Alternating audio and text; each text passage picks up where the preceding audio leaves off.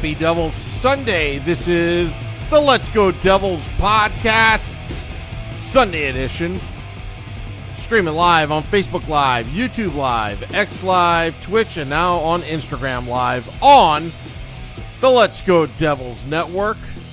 I'm your host, Sam Wu, coming to you live from the Primetime Radio Studios inside the bunker, undisclosed location, beautiful New Jersey.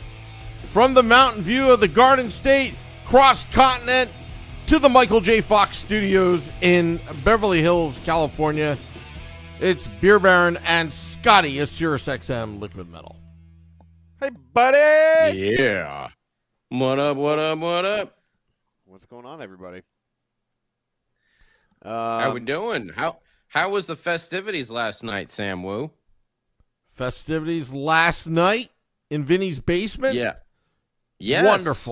Wonderful. I'll tell you, the Parisis and what's her maiden name? Was Henley? Vinny's long lost cousin Zach there? No, but they Okay. sent their gifts. Him and Alicia okay, good. sent gifts. Good. Nice. Yeah, but the Parisis, they're both families are just amazing people. Amazing people.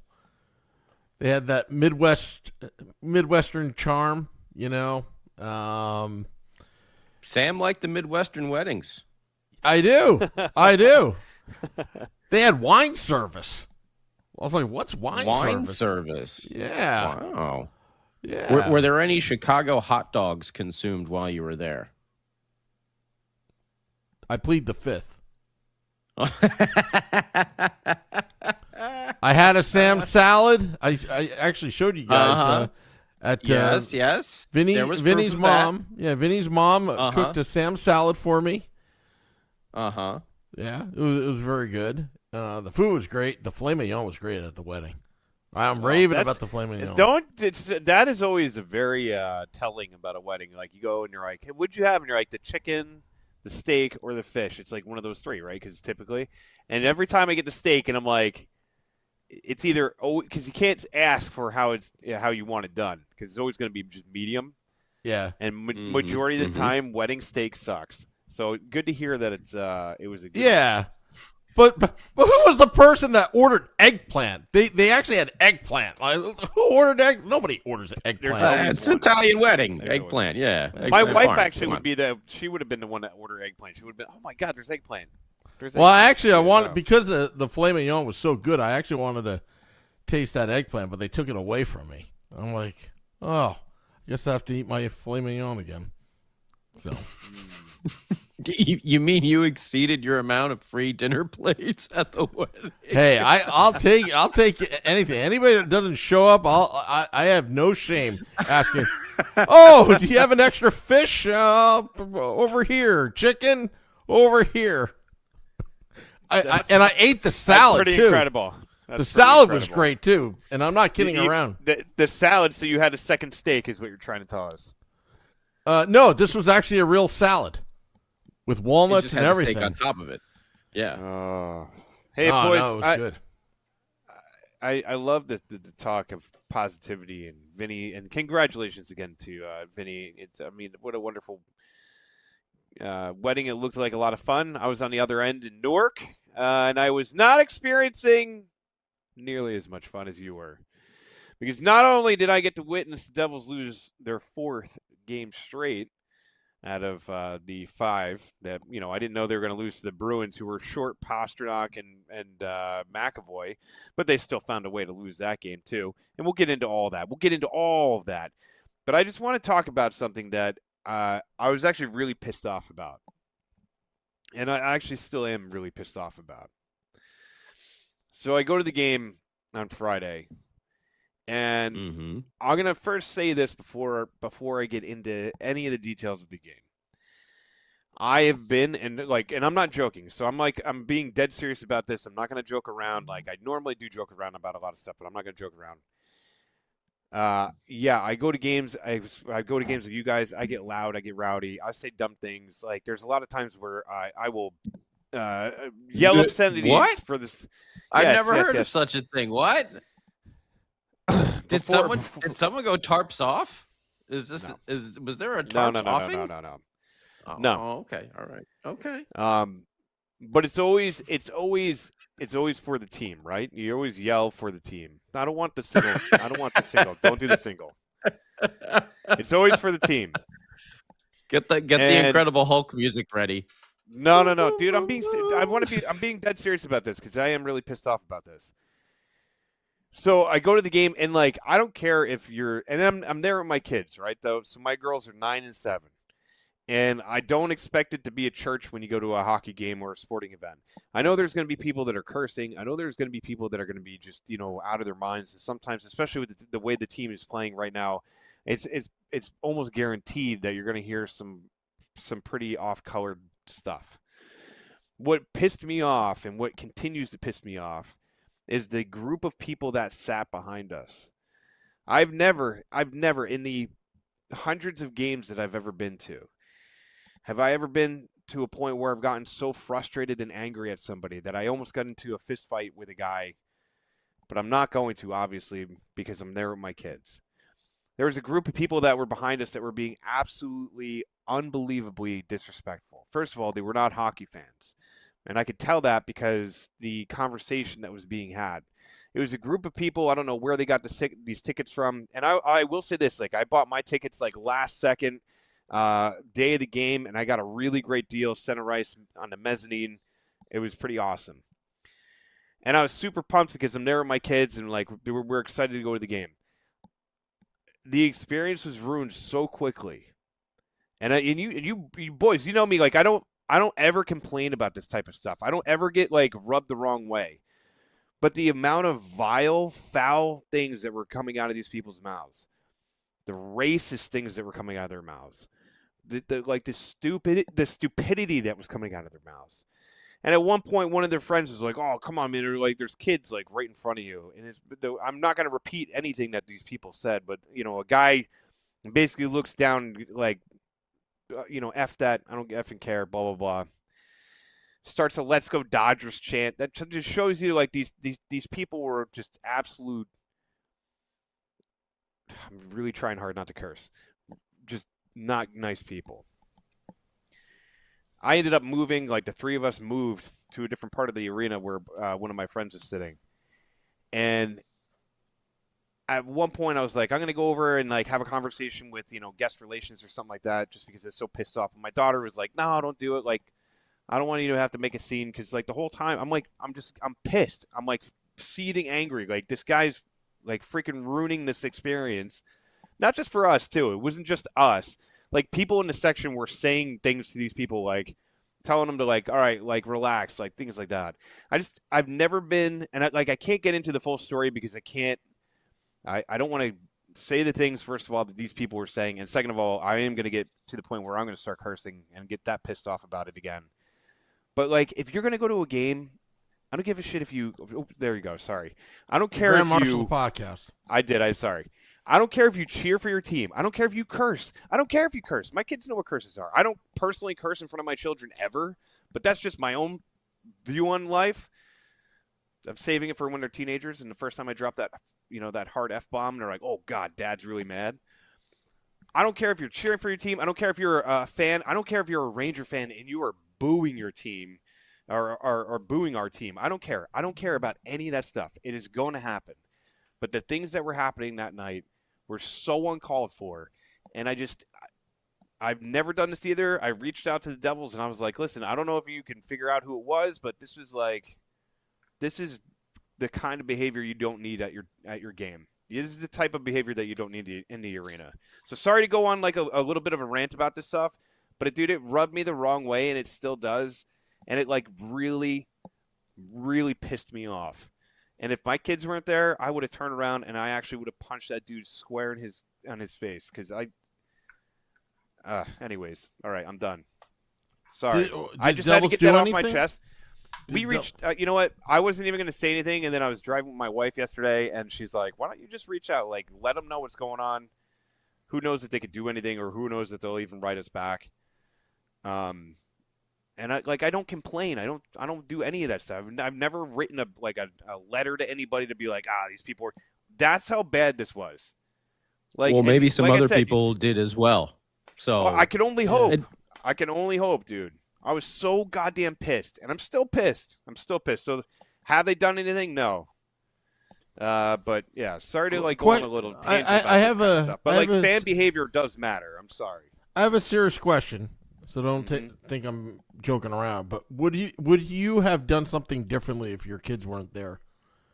Because it seemed like Yeah, your daughter 100 was there to calm 100%. you down, which is I think great. You know, And I helping dad would've- out. If my kids were not there and I was there by myself, I would have turned around and said something.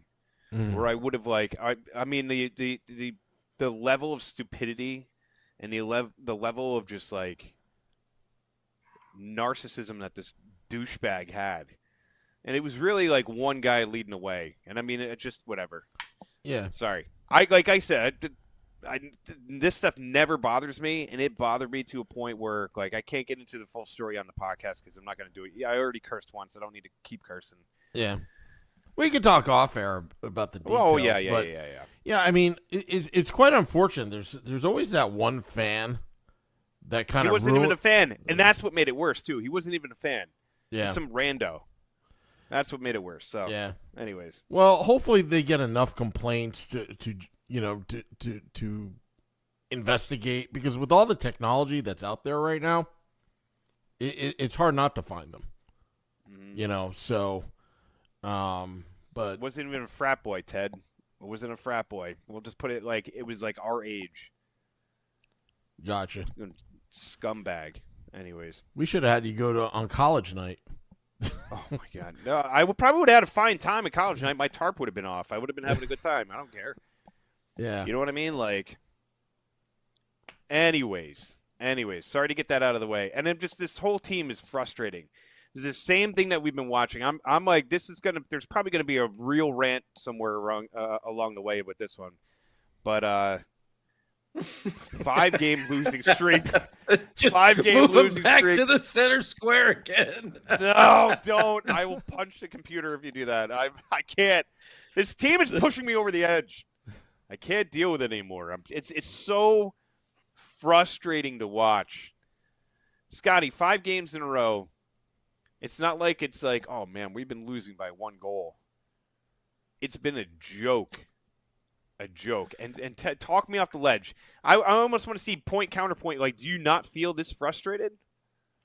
I mean, I feel frustrated, but I don't feel the, listen, the team is 16, 12, and 1. They're 33 points. They're sitting tied for the last. Moose Man was probably the guy that playoff sat spot. behind me, and that dude could suck it anyways. So see you later. Anyways, go on. They got a couple. Pittsburgh, obviously, and Philly got some games in hand here, but I mean, we haven't even hit the halfway point of the season yet. So I don't feel the sky is falling as much as everyone else does. I think this is a combined factor of a lot of bad luck in the sense of the schedule sucks. They've lost their best offensive player and they lost their best defensive player. And we've had a number of other injuries as well. So I don't know. I don't think the sky is falling as much. Teams go through these, but as long as they can straighten it out. Last year they never straightened it out. So this year you got to see if they're actually going to straighten it out. The wheels seem to be like they're kind of falling off a little bit, but again, it's 4 games in the grand scheme of things. Like, this can happen. This turns into like a 7-8 game losing streak, then we got some serious problems here because they're just reverting into last year. Didn't somebody predict that 2 weeks ago? Yeah, you did. You realize they're only 2 games away from having a 7-game losing streak. It's not like they're on when they were on a 3-game losing streak, it's one thing, and I was kind of like, nah, don't panic.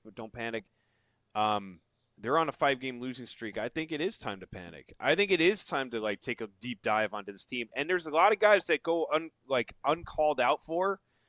I don't even know if that makes sense. There's a lot of guys that are kind of going under the radar that people are either afraid to call out or don't call out. But there's a lot of dudes that need to step up in a big way, and it's more than just the Andre Palats, and it's more than the fourth line or the fourth line. Like it's guys like Jesper Bratt, who hasn't had a goal since I think November 18th. Yeah, no, I mean there's something to be said about that, and I think listen, there's a lot of things happening right now with this team. There's a lot of talk about things getting shook up. We're gonna see how this goes. With some big news probably in the near future for this team. We all know about a certain defenseman, and we all know of another former Tampa Bay Lightning player who is trying to get out of Nashville. So I don't know. I think there's going to be some moves come. I'm just concerned about what's getting moved, because to me, I hear a lot of things about Dawson Mercer, and that doesn't get me too excited. Mm-hmm. Because what's this team's biggest Achilles heel? Scoring goals. Durability. Thank you. Staying healthy. Who is the one true. player who does not get hurt? Who has never missed a game in his career? Don't want to jinx it. I'm just saying. I know. This is our problem is durability, but we're looking. A lot of people are like, "Yeah, trade Dawson Mercer," and it's like that's our most durable player that we have. And another thing too is why'd you give up on Wedgwood? Why'd you give up on Blackwood? Why'd you give up on Akira Schmidt? Why'd you give up on this person? Why? Yeah. I mean, they were around for a while. Like Dawson Mercer is that you trade him, he's on pace for like 28 goals again. I mean, this is your perennial 20 goal scorer. What, he had 17, then he had like 26 or 27, then he had like 20, then he had 19, and now he's on pace for 28. I just did the math before. He's on pace for 28 goals again. Mm-hmm. I mean, that's about 20, 21 every season. I don't know. I'm just thinking for the Quinn Hughes thing, Vancouver is at a disadvantage. Like, if you're going to trade Nemitz, okay, because you're getting Quinn Hughes. That's a fair. You're going to trade the first round pick, okay. I don't know, man. I say don't just throw Dawson Mercer in there. Like, I don't like that. I trade someone else. You're going to probably have to not in the top. You're going to have to put Lenny into that trade then. Who? Hamaneo. How do you say his last name? I can never pronounce his last name. Oh, I mean, yeah, I'd be more willing to do that because nothing is proven with him. And if you're just going to sell on the hype, go for it. Dawson Mercer has put in the time now, and he's like getting to that point where he's really going to turn the corner. And I don't know. But if you trade him, that's going to create a big hole. Well, that's where the Stamkos thing comes into play. So if you move him, you better have something else lined up to replace that. But Dawson Mercer, on a team that is hurt every other game, is the one guy that is out there who has never missed a game in his career. Knock on wood, of course. Yes, we never want to see anyone get hurt, but that's part of his thing, is his durability. No, so that would I totally agree with you in not wanting to trade Dawson Mercer.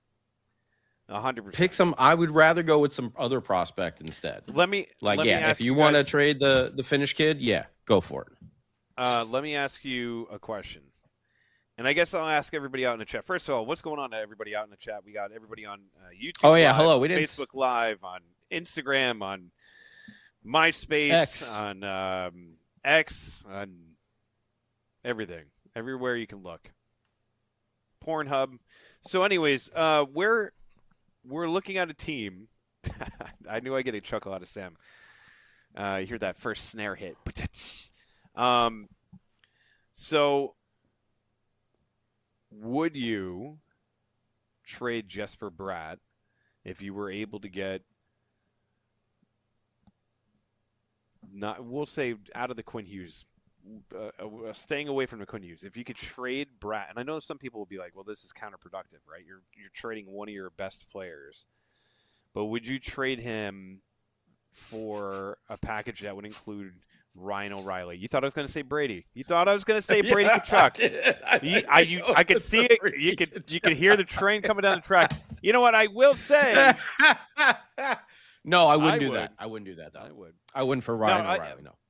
But, and maybe not O'Reilly, but, like, is there somebody – is Bratt untouchable? I guess is what I'm getting to.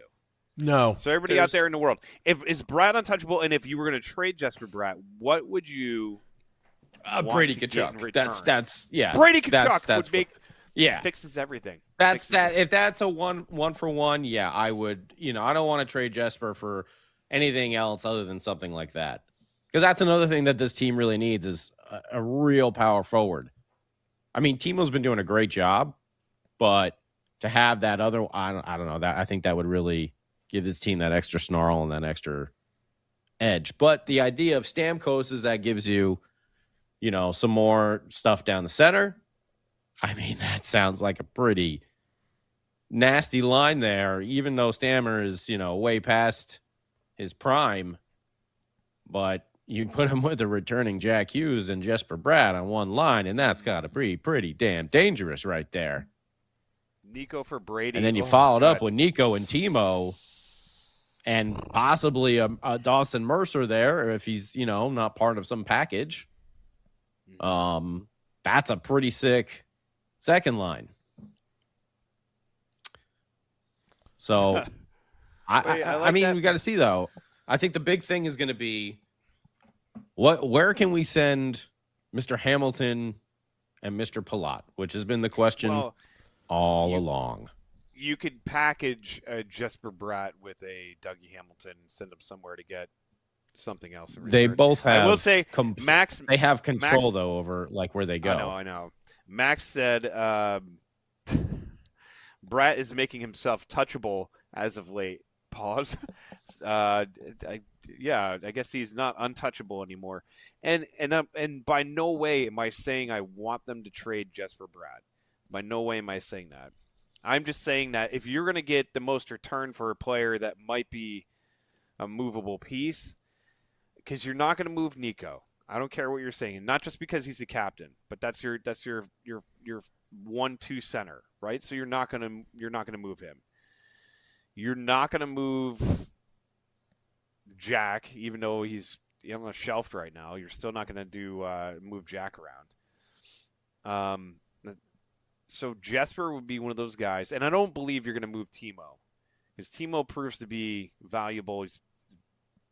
I think even sometimes, I don't know, his value and Jesper Bratt's value are about the same. So I don't know what you need to do, and I don't know what you could get for him, but this team, there's something that is fundamentally wrong with this team. The fact that he hasn't scored, and I don't want to hear like, oh, he puts up assists. He's got like 10 assists. It's like, okay, great, but we also need him to score, especially when you don't have your best offensive player that you were pointing out before. So now we have a guy that, yeah, he can assist, but he's not really doing much else. So either he needs to start scoring some goals, or like you got to possibly think of moving him. And I know that will make a lot of people upset. And it sucks. But at the same time, I think it was like last week, Sam brought up the good point. Like the Lou Lamoriello days, you couldn't get attached to certain people because you knew he would just move people. If you loved Peter Sikora, who at the time you could even argue was more valuable than Bratt is to this team now. Peter Sikora, see you later. There was like just moves that he would make, and it was like almost like, oh my God. But it always made the team better, right? Well, for the most part, during the winning days, for the most part. At the end of the day, guys, when we're looking at trade scenarios, it's all about money, because it'd be nice to get Quinn, it'd be nice to get Stamkos, but what money player are you going to move the other way? Somebody's got to go. Yeah. No one's gonna want Hamilton or Palat. That's just Are dead they weight gonna on the get? Are they gonna get? Are they gonna get Trubud? Sam Wu? Oh, I don't know. But just in all seriousness, if you're going to get Quinn Hughes, Are they gonna get waived? No. I could see Palat getting waived before Dougie. I could see Palat getting waived way before Dougie. And something needs to happen. I know people are calling for Fitzy and calling for his job, but I mean, his hands are pretty much tied. I mean, if these guys don't want to move anywhere, if they don't want to go anywhere, then like the only other move would be to waive them, and that's like, then you're eating how much of that contract? I don't understand. I don't know how that works. Like if they were to just be like, Andre Palat, you're waived for the purposes of terminating a contract. Well, he'd have to do something stupid to be able to do that, because I don't think you could just do that because you don't like a dude.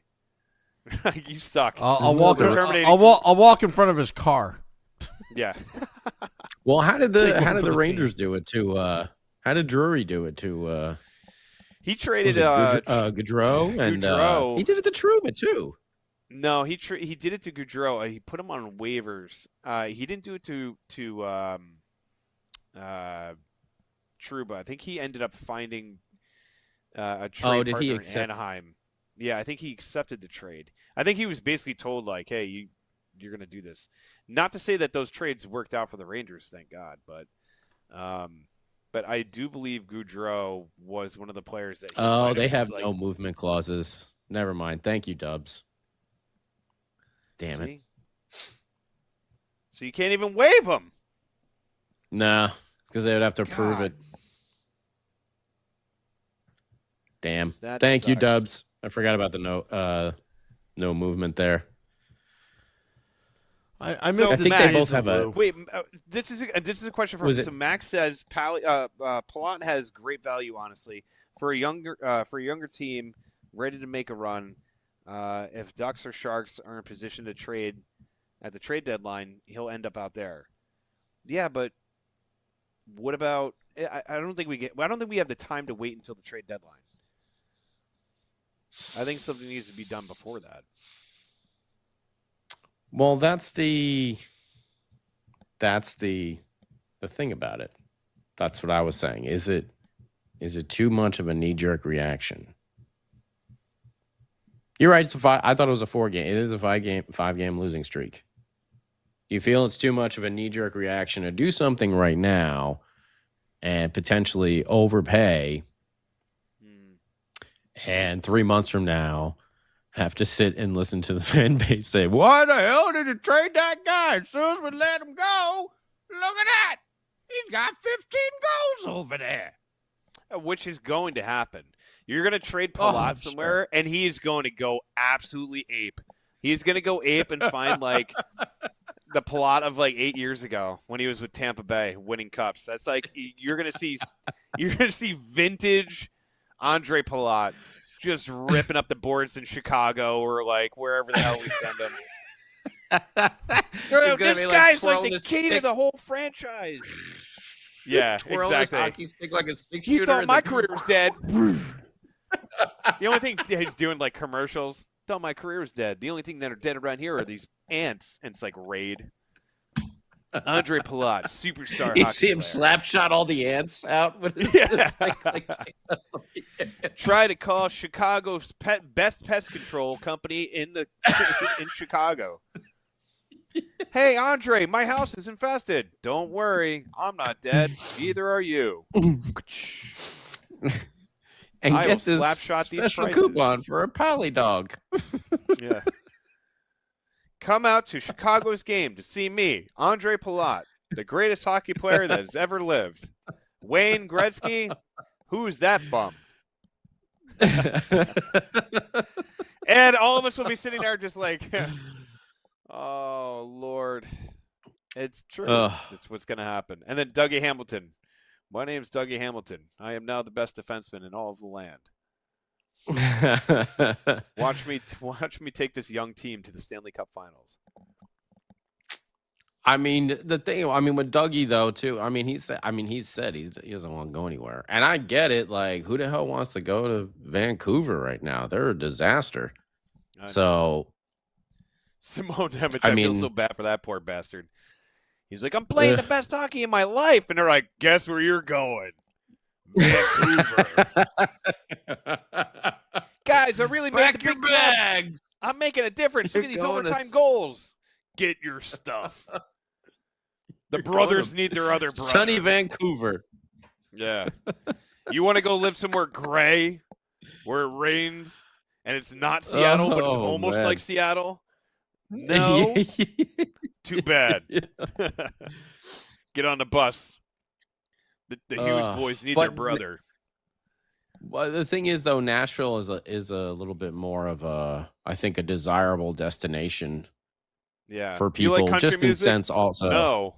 Well, guess where you're going. Well, I mean, a lot of hockey players are actually into country too. So no, I know, but also joking. just the city, the nightlife. It's a good vibe down there and the Preds they're popular in town. Like they're a draw down there. So it's a fun place to go play, and it's a fun place to live. Even if you aren't a big country fan, it's fun to go bar hop down Broadway there because all the honky tonks. There's literally just bar to bar to bar to bar. There's people playing every single night. So it can be a real fun environment. I mean, we should just pack up some brochures and start sending them to Dougie Hamilton's house, Like really lean into it. Like have a guy come over with a cowboy hat and be like, Dougie, you ever been on to Nashville? You want to go on a trip? And then just give them pamphlets. Here's some coupons to the free honky tonks. You want to see some upcoming talent? You really do like country. And he's like, yeah, I played in Raleigh, Carolina for a number of years. I know what it's all about. Thanks, fellas. He's like, yeah, I've been there a bunch. I've actually been in the league for quite some time. So, and it goes back to I hate the business decisions that have to happen. Like you love these guys on the team, but I feel like the Devils are at a point right now. There's no process to trust anymore. But I feel like we're at a point right now where there needs to be a move that's going to make a lot of the fans unhappy that could help this team. What that move is, I'm not necessarily sure. But it might be a big name. It might be a name that's not Andre Palat or Dougie Hamilton. And that's why I brought up the Jesper Bratt thing is there could possibly be a move like that has to be done that could fix the team that a lot of people – our poor buddy Brat Pack will be I understand there's people that are that will be absolutely gutted if he moves, and we're not saying we want him to move. It's just that's where it feels we're headed, that there has to be a drastic move. Do you know what I mean? But that's a part of it because clearly something is broken, and I'm not going to say it's the coaching because Sheldon Keefe is a hell of a coach, and I don't think it's that. I think there's I actually don't know. I watched this game. I watched this team play, and I'm like, hey, they look good. Oh, they look. What the hell was that? Oh, they look okay again. Oh, what the hell was that? And it's the same. It's this broken record. It's last year. Oh, this feels like last year again. Jack Hughes gets hurt forever. Oh, Brett Pesce's out forever. These guys don't get hurt for a week. Other teams, they lose a guy. They're out for a week or two. Well, we get a guy hey, what happened to him? Gone for 3 years.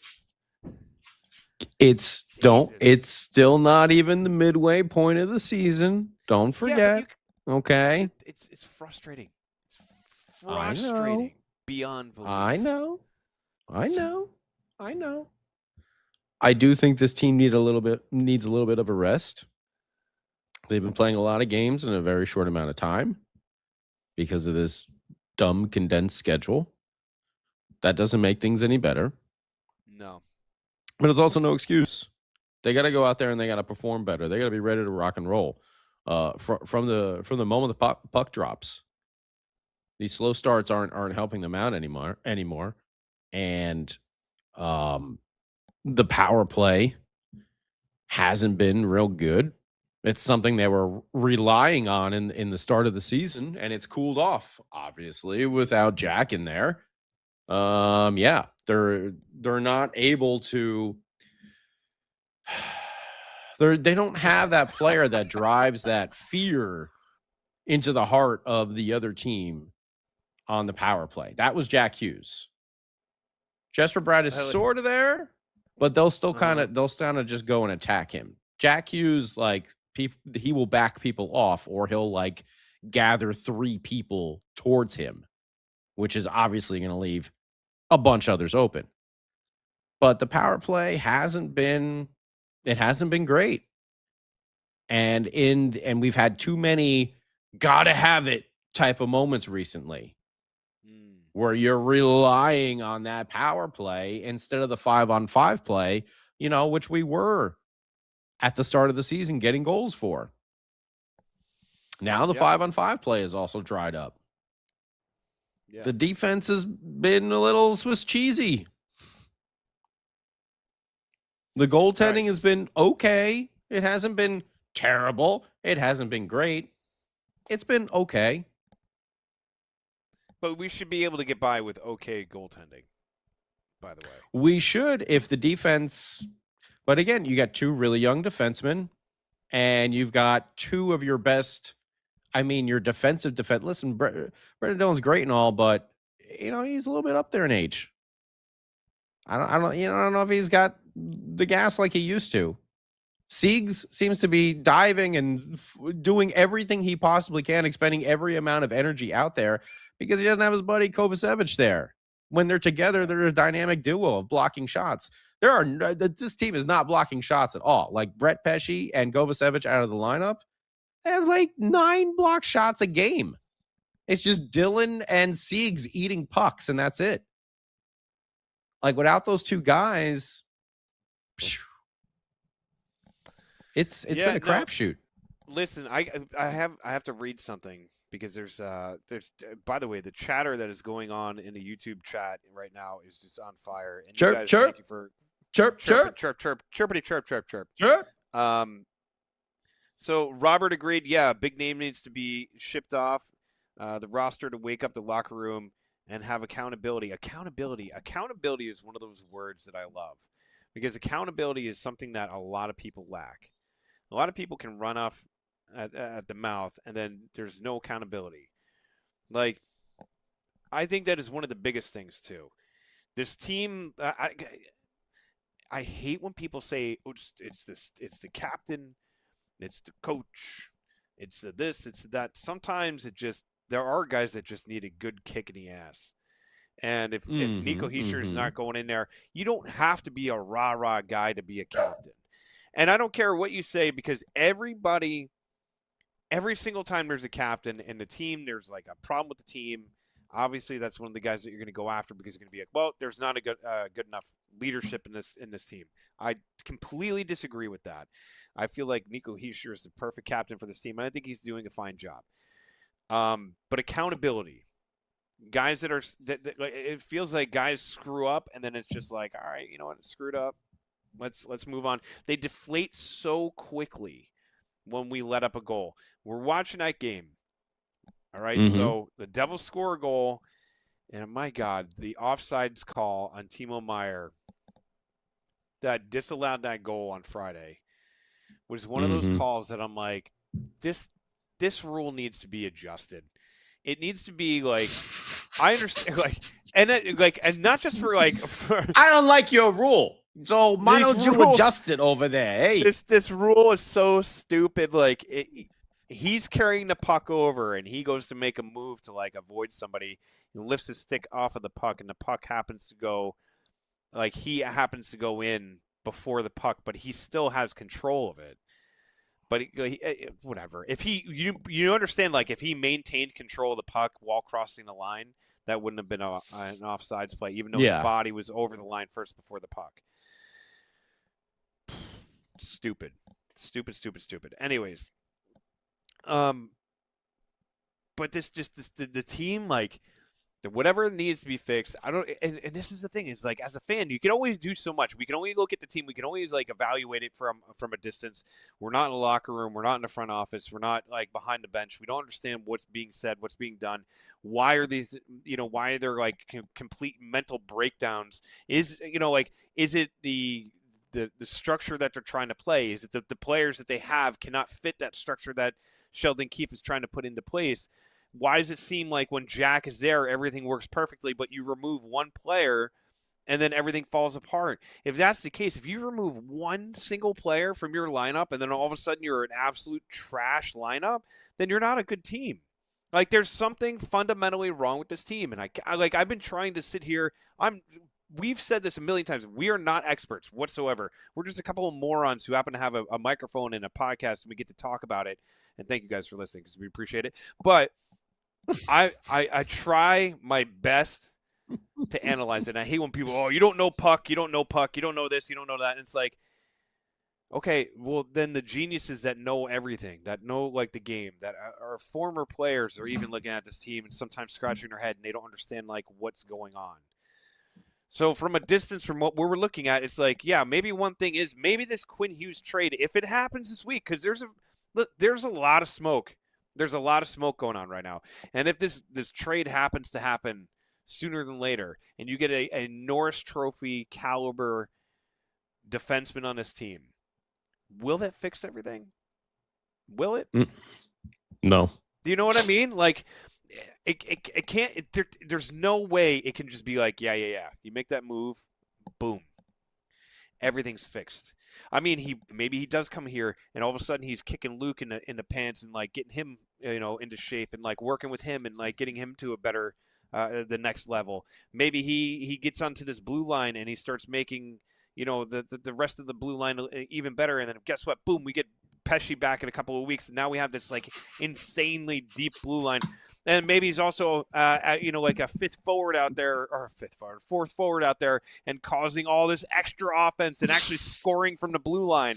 Because that's the other thing too. And we look at our forwards and we're like, our forwards aren't really contributing. Who leads the Devils defensemen in goals right now? I'm pretty sure it's Brendan Dillon with like 3. In what? In goals? Who leads? Oh no, Simone Nemec. Dummy, I'm an idiot. Yeah. So Nemec does. Simone Nemec leads the team. Who, by the way, is technically, I think, second on the team or third in goals. Third. It's Timo, then it's Jack, Dawson, Nico. Jack, who hasn't played in like a month and a half, still leads the team. I think all tied with 10, and I think the next one after that is Nemec has 6. Nemec with 6. Yeah. Oh. By the way, a name that we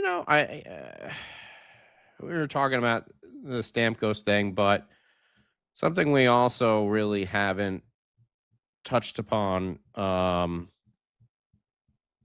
Jeez. I mean, he's been terrible as well. Jonathan Marchessault in Nashville. No thanks. And what is he, like 38? I feel like he's up there in age too. By the way, that's the thing with Stamkos too. Like, I know you're a big advocate for bringing in Stamkos, but at what cost? Well, like I'm not giving up an arm and a leg for a dude who has an $8 million cap hit.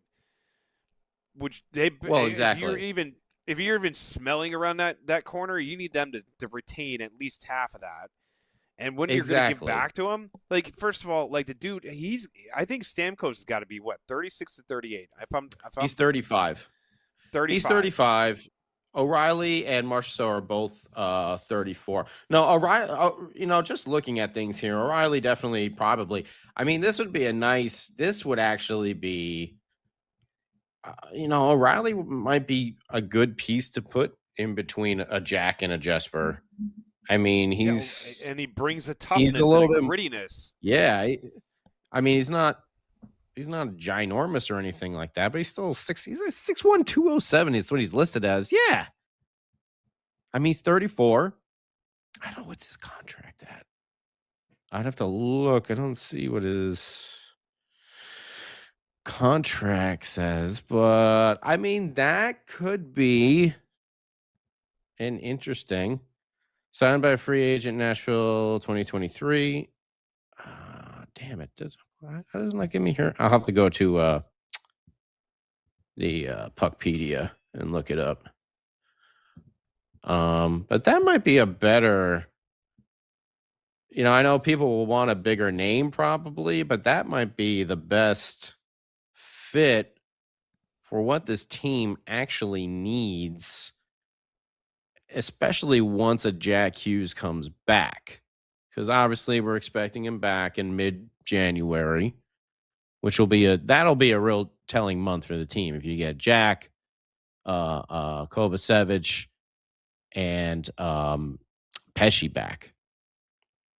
And another part that no one really even considers is what the hell we're going to get with Dodonov.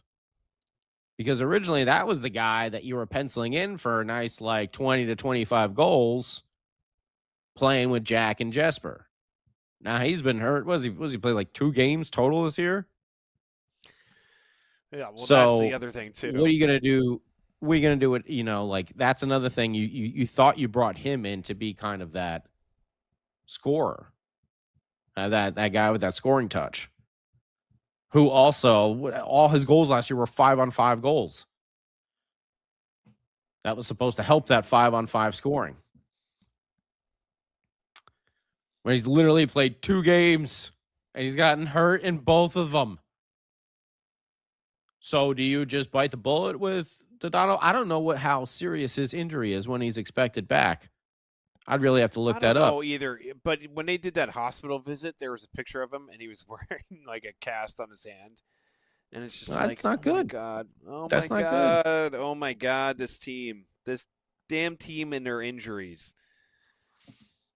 Every O'Reilly, year, it's every year. But O'Reilly would fix a lot. He checks a lot of boxes. And I would be willing to give up more for O'Reilly than I wanted O'Reilly. He's he's $4 million for the final 2 years, this year and next year. So he would be under contract for only $4 million. See, if you could somehow convince, hey, Andre, Stamkos is down in Nashville. He told me he wanted to see you. You should go down and see him. He loves you. He's still got that $5 that he owes you. Remember that? He wants to have a reunion. He wants to get the band back together. Remember? Remember? You play the tambourine. Remember the late night video game sessions you guys had? Yeah. You could hit the town. He's got that suit still. They said they'll even give you the tambourine with the drum head on the one side. So you can, buddy. But in Nashville, that's the special tambourine. Talk to Dougie. We gave him some of those pamphlets. He loved it. Yeah. Yeah. Oh, Christ. Nashville's a lot of fun, Andre. Just saying. And I'm reading all the comments right now. I know the Rangers just lost tonight. Avs beat the Flyers 3-2. Florida beats the Islanders 4-1. Sharks beat the Canes. Dodonov was just like Pesci, Dubs was saying. And I know Dodonov is not saving this team, but he was supposed to be that complimentary piece to put there to have a little bit of a scoring touch. A little bit more effective than, what Tuna brought in his second stint with the Devils. Obviously, that first time Tatar put up, what did he put up, in the teens somewhere, But Dodonov, you're expecting him to net about, he's got a goal scoring touch. He always has. You're expecting him to net around 20 to 25 goals. Yeah, anything right now. Just anything. Just give us some positive news. All these, by the way, looking at the standings, the Devils are out. We're towards the bottom of the Metro right now, but they're he's only by a couple. Comment. What did he say? Missed him by an eyelash. Just missed him by an eyelash there back in 2014. Oh, you know who we almost had? We almost had him back then, but we don't. But you know what's even better is we got him now. And he's broken. Right now. We got him right now. Is it bad that I wish we kept Brian Dumoulin? Dumoulin got some extra money. Good for him. We couldn't afford him at that point. No, to be quite honest with you, that would have been an even bigger financial headache. So good for Dooms. He's out here in LA and he's doing good. So good for him. There was a name floated by the Kings recently. I was reading online. I can't remember who the heck it was. They might be. They were talking about DeBoer possibly landing out here, but then they're like, no, we're Yeah. not doing a coaching change. We'll see what happens. Yeah, listen, Petey DeBoer is too good of a coach to just be on the. He'll be coaching in the league next year. He will be. He'll be back. If things go south with Keefe, I mean, maybe bring old Petey back. Old Petey Pobbs. Who am I? Petey Pob Mo. Mm-hmm. Anyways. But yeah, I mean, so what do you do in that sense? You just eat the contract. You know, he's maybe Donoff is someone you could put part of a package plan depending on how injured he is. I don't know, maybe he just goes on injured reserve for the rest of the year, and you just he's don't part worry of the about package. it. Don't worry about that thing on his hand. That's just a glove. Yes. Glove, extra glove. He likes gloves. Keep him safe. Keep him safe. He's, you know, I make sure.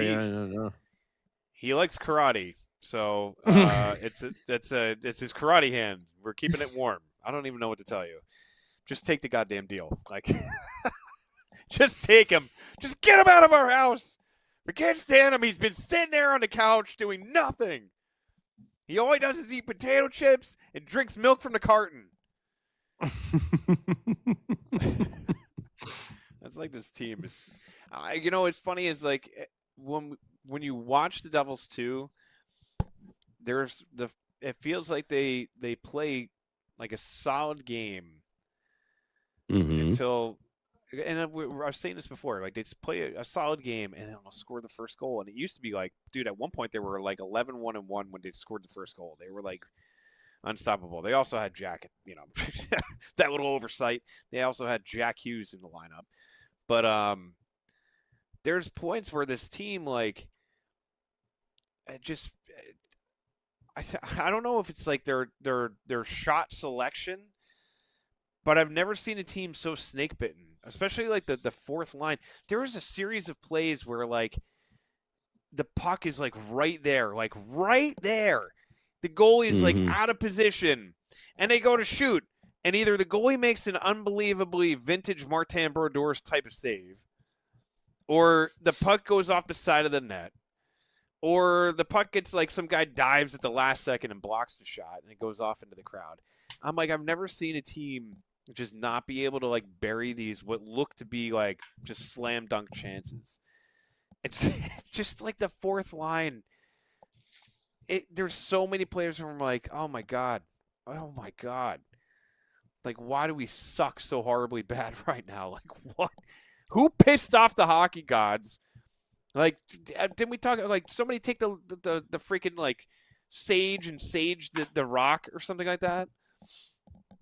Like, I don't know what's going on with this team.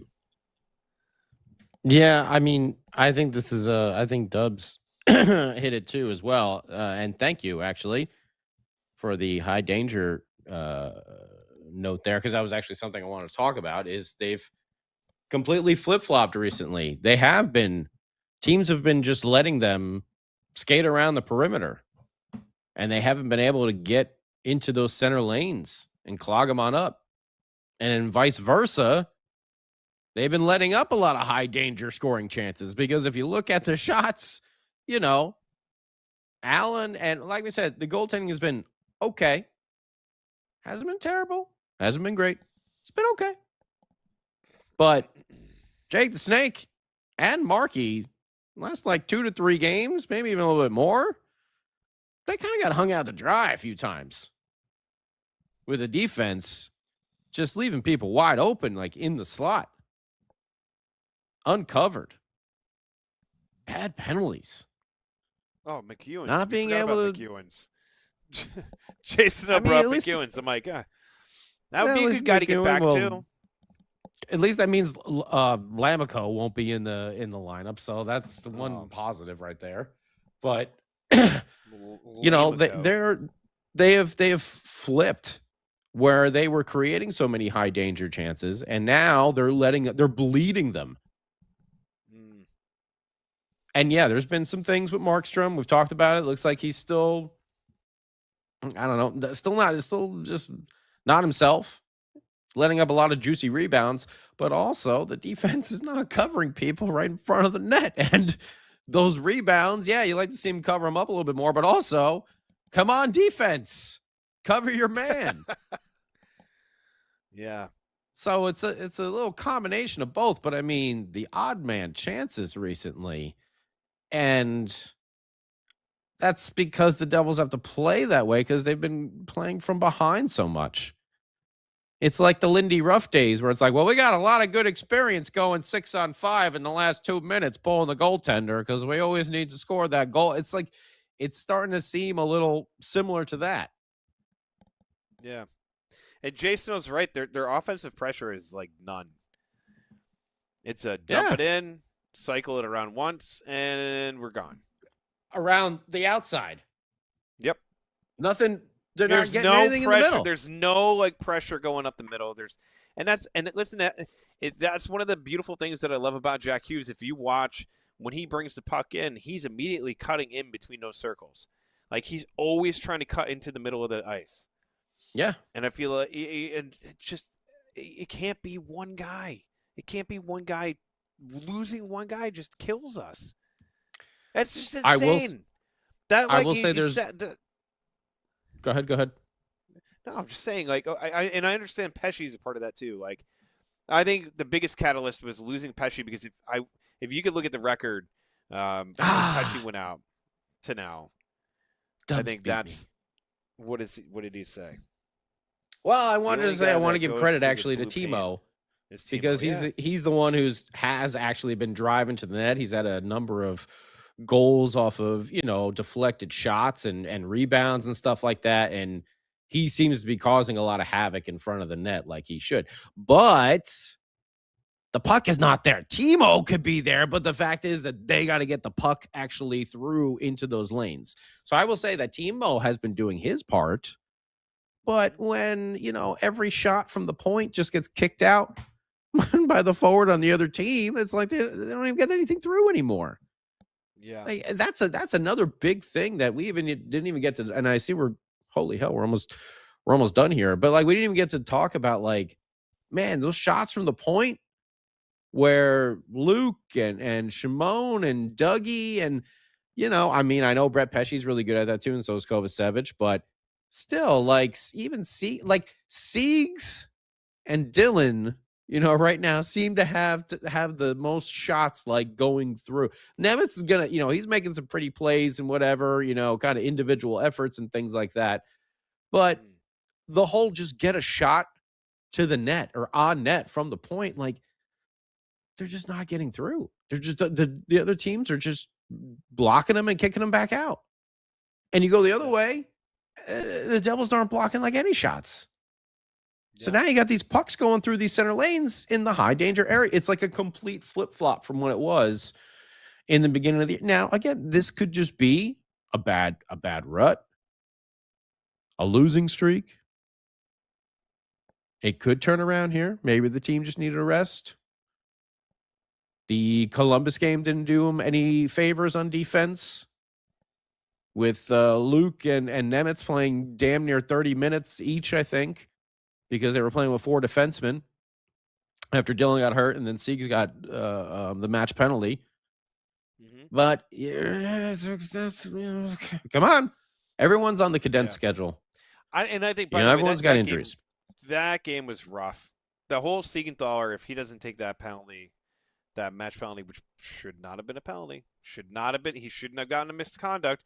And if you don't believe me, you can actually go and read the rule because he, first of all, took about 5 punches before he dropped his gloves. And we already talked about that situation, but that should have not been a misconduct. And guess what?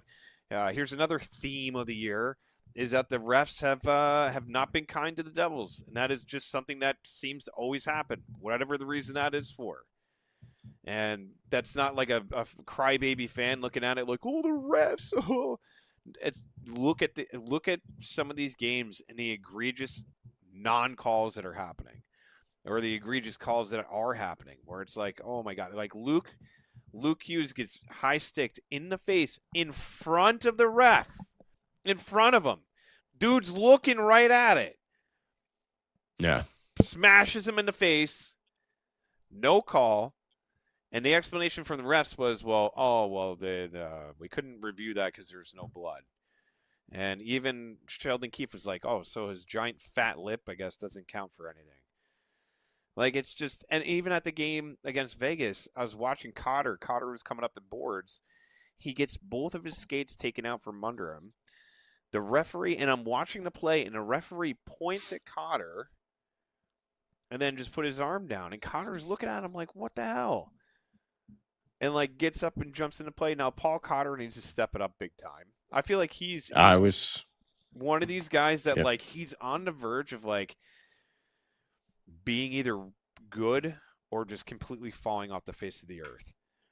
And I don't want to, like, he needs to step up his play. He needs to be that aggressive, crazy son of a bitch out there. And he's like kind of that right now, but he's not. And look at these two numbers, okay? Last year, the two people who we were able to at least rely on some secondary scoring, Stefan Nason and Paul Cotter, have a combined 3 goals this year. Yeah. 3 goals and combined. That's a problem. 1 for Nace, 2 for Cotter. Even Palat's got 2. That's going to be the argument on everything. If Palat's got more, you're having a really bad year. Oh, thank you, Max. He said, pretty sure I saw someone said that the linesman said he had the high stick, but the official overruled it. I don't think it makes it that much better, but it doesn't make it better. But I do believe that ref went right over to Sheldon Keefe and was like, we are going to make a makeup call for you right now on this shift, because Sheldon Keefe didn't seem to argue too much about it. He seemed really pissed at first. And then from what I saw on TV, whenever the ref said, he was like, okay. And he walked away. And then they called that penalty literally on the next shift, which put the Devils. So it's still, though, freaking make the calls. Like, you saw it. I saw exactly what you saw when they showed the replay. Like, the official's head is literally turned and looking right at them. Directly at the play. Like, directly. And this isn't the first time that this has happened, like, this season. I mean, we always joke about the NHL officials not having a vision plan in their contract or something like that. But I mean, like, seriously, it's been so many times where you just see the official looking blatantly at it and just not making the call. And it's like, how do you not see that? How did you not see that? Yeah. Yeah. But at the same time, like, the PK has been, what are the numbers on the PK right now? Because I feel like the PK has been off. Once again, though, like, you're missing Jack from the PK, which people don't like. They don't put a lot of credit into that, but like, having Jack in the PK is a very valuable weapon to have. Defensively, his game is like grown leaps and bounds over the last 2 years, but like, he also brings an element of danger to that PK, where if you're not careful with the puck and he takes it from you, he's probably going to take it down the other end of the ice and score. Same thing, power play. Power play, obvious reasons why he is dynamic and incredible to the power play. So you knew the power play was going to take a huge hit. Right. I don't know how many times I've seen the second unit come out for the power play this year, to be honest with you. Hasn't happened often. It hasn't happened often. Usually it's like the first unit plays almost a full 2 minutes. And there's that much of a drop-off from the first unit to the second unit that you can't even roll them out there. It's an absolute disgrace. You got, like, Nico Hischier, that's another thing, too. Like, say what you want about Nico. And I know it's 10:04. We're in, like, overtime here, boys, but Nico, like, that guy is an absolute warrior. That guy, he battles every game.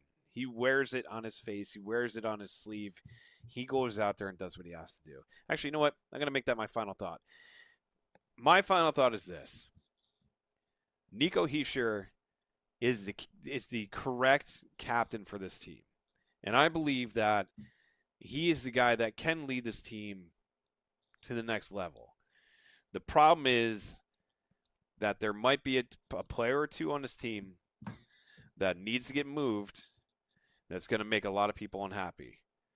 Because I feel like that's the kind of thing that's going to shake this lineup up, is going to shake this team up, and possibly push them over the edge. Because right now what they have just ain't working. It is not working. So we shall see, right? We shall see. And I want to actually Power play's stand still corrected 8th. here. And Want to stand PK corrected 17th. here. Shimon Nemitz Thank is you, actually tied for second on the team in block shots with Brendan Dillon. Both have 44. So good on Shimon there. But still, without Pesci, without Kovacevic, Siegs can't do it all on his own. He's got 52 block shots. And I know everyone's on Luke, but him and Nemitz are tied for the team lead in points on defensemen. I mean, I know Luke's only got 1 goal, but he's got 14 assists. Yeah. Nemitz has got 15 points too. I know we expect a lot from them, but they are still pretty young and still developing. So if Luke has a little bit of a down year, I mean, it's a growing year for him. It's going to be for the next couple of years. But the talent is there. Trust me. He's going to be awesome. He's going to figure it out. If his older brother Quinn comes here, trust me, he's going to figure it out even faster because Quinn's going to be on him, which is most likely going to be the case at some point. Just hoping that Tom Fitzgerald does not overpay because Vancouver is not in the power position right now. And if some other team wants to swoop in there, we know that he has a former coach who maybe, possibly, well, he is, not possibly, coaching in the Metro on a different team right now. There could be some interest there. But just be careful. It's not just smoke to make you spend a lot more money, Mr. Fitzgerald, in the sense of prospects or players that are extremely important to this team. So that's my final thought is let's just not overpay. And let's make sure if we are going to make these moves that we're getting the right players. Obviously, Quinn Hughes would be the right player. But you look at what we talked about tonight, maybe it's not a Stamkos, maybe not a Marshall, maybe it is the Ryan O'Reilly that would fit perfectly on this team. Let's make sure we get the right thing here for when Jack does come back, we make that run. All you, Sam Wu. I don't have much to say other than the Metropolitan Division. If you look at the standings right now, the Devils are dangerously close to the bottom, but that could all change within a week. So start off this week on a clean slate and get some wins, get some points. Yeah. And start from there. Start from there. That's all I have to say. All right. We'll wrap it up. All right, I'm looking for the button. You would think after 7 years he would know where the button actually is. Yeah. I confuse myself sometimes. Couldn't tell. Yeah. Couldn't tell. All right. Well, want to thank all those tuning in tonight. Dropping the podcast in about 10 minutes on all your podcast pages. Morning Woo tomorrow. Tomorrow morning. The streak continues. I think about 64 straight days of the Morning Woo. I thought it was like 859, no? No. We just started the Morning Woo a couple. 859 is what I heard. Oh, okay. All right. All right, I'll catch you in the AM. Till next time, let's go Devils.